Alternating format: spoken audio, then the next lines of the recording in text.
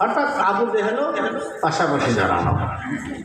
নবীর চেহারার দিকে তাকাইয়া আবু জেহেল মনে মনে কয়, জোরে না, মনে মনে কয়, আল্লাহ মুহাম্মদের একটা চেহারা দিছে এত সুন্দর, যেই চেহারা খানা দেখলে কলিজা খানা ঠান্ডা হয়ে যায়। আবু জেহেল কয়, কিন্তু নবীরে মানবে না, মানে আমরা এলাম সেই রকম।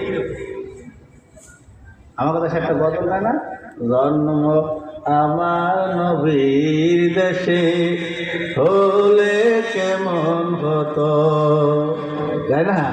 এইতে আবু জেহেল হয়ে যেতে পারতা, এই কথা কর না, ওইলে কেমন হচ্ছে ডালাই হয়ে যায়। আরো গজল গায়, এই নিয়ে ধরাতে আমি কেন আসলাম, একটা গজল আছে না?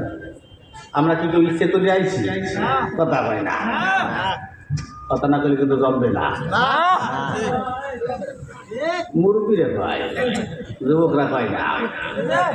যুবক গেলে মোবাইলে শেষ করছে, টস টস করে গেলাইছে। মুরব্বীরা এক নম্বর জিনিস খেয়েছে, যুবক বাদ দেন। মুরব্বীরা কি আওয়াজ দিতে পারবেন? হ্যাঁ, যুবক নাহলে বুড়ো হয়ে গেছে, বুঝলেন? ওই এক বাড়িতে ঢুকতে সাপ রাইতে বেড়ায় বেশি ঘুমাই গিয়ে বউ সাপ দেখে, মহিলারা সাপ দেখলে কি সুখ থাকতে পারে? সামান্য তেলা পোকা দেখলে লাভ দিয়ে কলেও নেই, ঠিক না?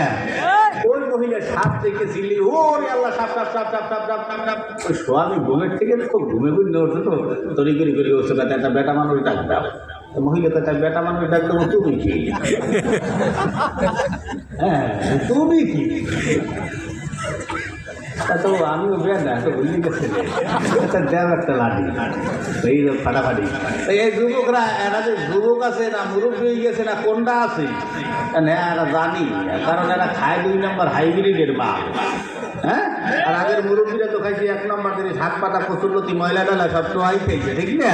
এখন যুবকরা সব কিনতে পায়, পাঙ্গাস তাই হাইব্রিড, শাক তাই হাইব্রিড, ঘাস তাই হাইব্রিড, যা খাওয়া সব হাইব্রিড। তা তুমি আর আমি অমুক হাইব্রিড, ঠিক না? এই জন্য গলার যে আওয়াজ হয়ে যায় না। এই যুবকরা কথা কি ঠিক না ব্যাঠিক? একটু ব্যাঠিক মাঝে মাঝে বলতে হয় কি, আমার কথায় কি রাগ টাগ করেন আপনারা? রাগ করেন না?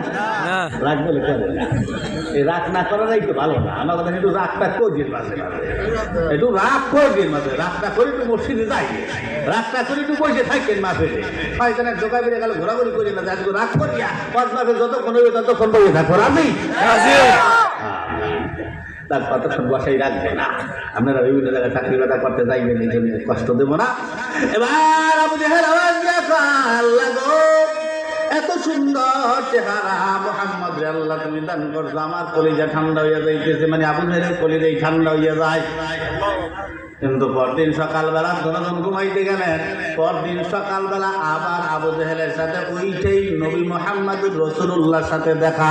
আবু জেহেল দেখে মাথা পিঠ খাওয়ার পালা, কি ব্যাপার মুহাম্মদ রে গতকালকে বিকাল দেখলাম এক ধরনের সুন্দর, আজকে সকালবেলা তাকায় দেখি অতি সুন্দর, চেহারা দিয়া নূর চমকায়। আওয়াজ দিয়া কয়, মুহাম্মদ কি ব্যাপার? গতকাল বিকালবেলা দেখলাম সুন্দর, আজকে সকালবেলা দেখি তুমি অতি সুন্দর, কারণটা কি? আওয়াজ দিয়া কয় নবী আমার, আওয়াজ দিয়া কয় চাচা আমি গতকালকে বাইতুল মুকাদ্দাস গিয়েছিলাম, ওই বাইতুল মুকাদ্দাসে 2 রাকাত নামাজ পড়ছি, এরপরে আল্লাহর সঙ্গে কথাবার্তা বইলে আবার চলে আসছি। আবু জেহেল কথাটা শুনে তার মেজাজটা গরম হয়ে গেল। ডাক দিয়া কয়, ভাতিজা তুমি কি আমারে পাগল বুঝাও? কয় কে পাগল বুঝাও? মুখে আমি বাইতুল মুকাদ্দাস চিনি রে, যেই বাইতুল মুকাদ্দাস যাইতে লাগে 30 দিন আর আইতে লাগে 30 দিন, টোটাল কয় দিন? 60 দিন সময় লাগে। 2 মাস। আর তুমি কব ওই গাইতে গেছি আর চলে গেছি, আমি পাগল? আমি বুঝি না, হয় দাদা গেছিলাম। মোহাম্মদ মেজাজ মাছ গরম করিও না, এমনি তোমার কাছে মানুষ বেশি, আমার দ্বারে আয় না, আমি নেতা মানুষ, আমার কাছে না আইয়ে তোমার দ্বারে যায়, আমারে সালাম না দিয়ে তোমারে সালাম দেয়, আমারে সম্মান না দিয়ে তোমারে দেয়, এমনি তোমার উপর আমার হিংসা খেলায় জ্বলে। হ্যাঁ, তোমার এলাকায় দিয়ে কেমনি তাড়াবো সেই চিন্তায় খাই, কিন্তু তোমারে তো আমি খুঁজতে পাইতে না, কি দিয়ে তোমার এই এলাকা খারাপ হবে?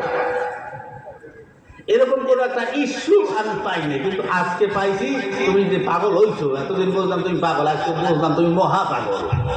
এই কথা কইয়া এবার হয়তো তোমার এলাকাতে তারাই দেবো, তোমার যত আপন লোক আছে এই লোকগুলাকে তোমার বিরুদ্ধে নিলেই দেবো। নবীর আপন কেটা? আবু বকর, ওমর, ওসমান, আলী, ঠিক না?